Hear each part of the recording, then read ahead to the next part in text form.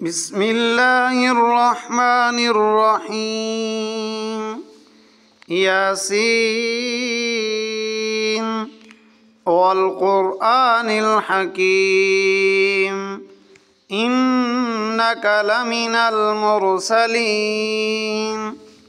على صراط مستقيم تنزيل العزيز الرحيم لتنذر قوما ما أنذر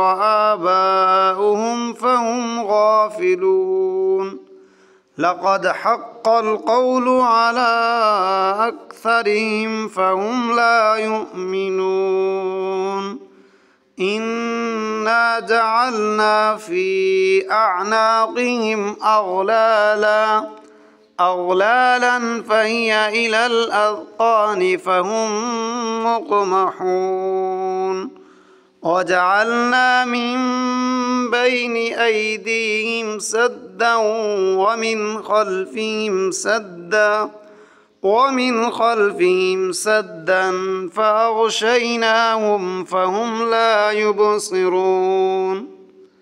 وسواء عليهم أأنذرتهم أم لم تنذرهم لا يؤمنون إنما تنذر من اتبع الذكر وخشي الرحمن بالغيب فبشره بمغفرة وأجر كريم إنا نحن نحيي الموتى ونكتب ما قدموا وآثارهم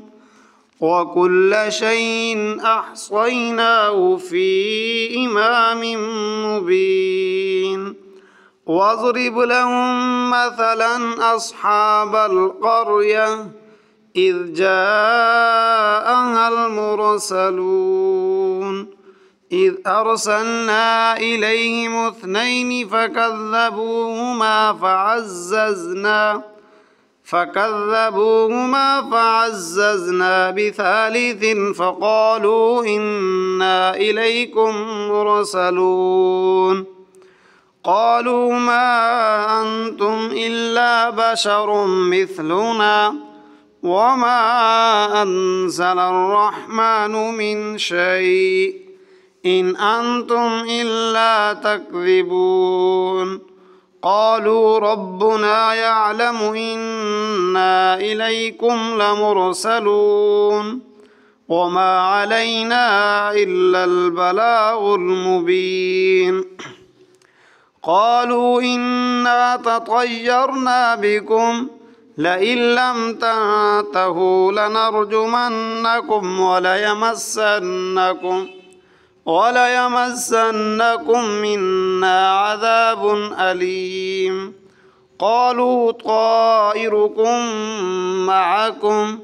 أئن ذكرتم بل أنتم قوم مسرفون وجاء من أقصى المدينة رجل يسعى قال يا قوم اتبعوا المرسلين اتبعوا من لا يسألكم أجرا وهم مهتدون وما لي لا أعبد الذي فطرني وإليه ترجعون أتخذ من دونه آلهة إن يردني الرحمن بضر لا تغن عني شفاعتهم شيئا ولا ينقذون إني إذا لفي ضلال مبين إني آمنت بربكم فاسمعون قيل ادخل الجنة قال يا ليت قومي يعلمون بما غفر لي ربي وجعلني من المكرمين وما أنزلنا على قومه من بعده من جند من السماء وما كنا منزلين